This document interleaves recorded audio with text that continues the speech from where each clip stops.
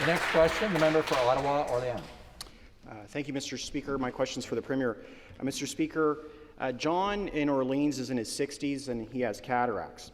John relies on his optometrist to closely monitor this critical aspect of his health, and he's very concerned about his long-term eye health without regular examinations. And John isn't alone.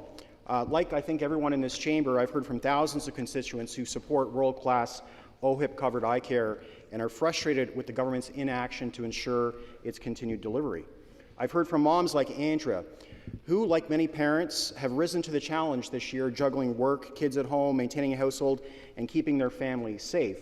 And now that their kids are headed back to school, they can't get an eye test. She wants to ensure that her children are able to see the smartboard and participate in extracurriculars they've been missing due to COVID. But due to the government's inaction, OHIP-covered eye exams have been non-existent for about a month, basically since school came back, Mr. Speaker. And like so many other issues facing the government, they wait until the absolute last moment, until they've broken the system and chaos has ensued, before they start to try to address the problem. So, Mr. Speaker, my question for the Premier. Question. When will the government take action on eye care? Now that they've broken it, when will they start to try to fix it? Minister of Health. Well, thank you very much, Speaker, and I thank the member opposite for the question. In fact, I know that people like John and Andrea and thousands of people across the province are relying upon their optometrists to provide them with the care that they need, whether it's glasses for school or people with cataracts, seniors that have other eye care problems. That is why we are very disappointed that the OAO has walked away from the mediation table. We are ready, willing, and able to correct some of the problems that they have been experiencing pursuant to the previous government. Their last agreement expired in 2011. I know that they are frustrated. We want to work with them. We want to bring them back to the table. But to date, they've refused to agree to the conditions that have been put in place by the independent mediator, not by the government. We have agreed to those conditions. The optometrists have not. So we are very anxious to resume those discussions, but as I indicated earlier, you can't negotiate when there's only one party at the table. So I urge the optometrists to come back to the table. We are anxious to resolve your issues. We have put $39 million into your accounts that will be paid mid-October, but optometrists have already received the statements as to what they'll be receiving. We urge them to come back to the table so we can reach an agreement that is satisfactory to both the optometrists and to the taxpayers of Ontario, because we have a financial responsibility there as well. But we are ready to discuss their concerns any. Thank you very much. And the supplementary question.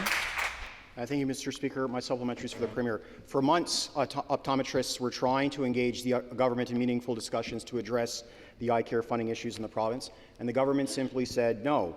The government and this Premier like to say no, Mr. Speaker. The Premier said no to supporting workers with paid sick days. The Premier said no to vaccine certificates.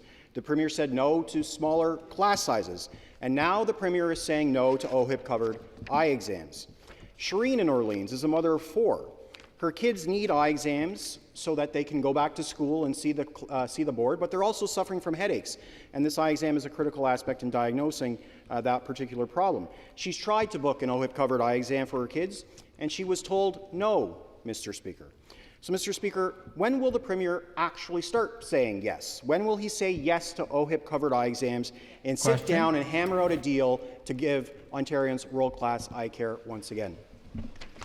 Minister of Health. Thank you.